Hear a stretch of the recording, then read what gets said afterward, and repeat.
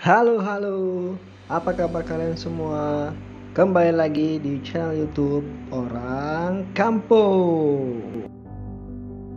Oke, seperti yang kita lihat, ini adalah kelulut. Nah, mungkin dari kita masih banyak yang belum tahu nih jenis kelulut, atau bahkan belum tahu nih itu binatang apa, kan?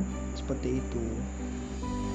Oke, sobat orang kampung, sebagai informasi tambahan, kelulut atau lebah tanpa sengat adalah jenis lebah dari suku Meliponini yang bagian tubuhnya tidak memiliki organ yang berfungsi sebagai sengat.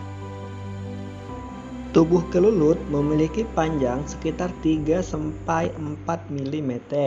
Bagian tubuh yang seharusnya menjadi sengat pada kelulut mengalami reduksi sehingga dia tidak dapat difungsikan.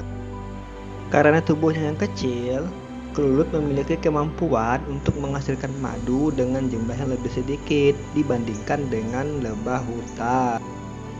Kemampuan lain yang dimiliki oleh kelulut ialah mampu menghasilkan propolis dan roti lebah.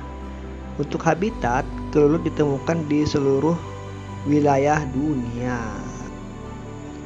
Kelulut merupakan salah satu jenis serangga yang hidup berkelompok dengan membentuk koloni. Satu koloni kelulut dapat berjumlah antara 300 sampai dengan 80.000 lebah. Koloni kelulut banyak ditemukan di daerah tropika dan subtropis, khususnya di kawasan Amerika Selatan, Australia, dan Asia Tenggara. Lebah kelulut memperoleh sumber makanan hampir dari semua jenis tumbuhan yang menumbuhkan bunga. Tumbuhan yang tumbuh di dalam hutan maupun tumbuhan yang digunakan untuk pertanian dan perkebunan dapat menjadi sumber makanan bagi kelulut.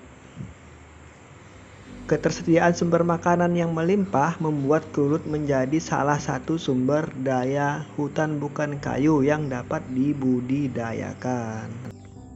Seperti yang kita lihat, ini adalah jenis bunga air mata pengantin. Sebelum lanjut, klik tombol subscribe dan nyalakan lonceng notifikasinya ya.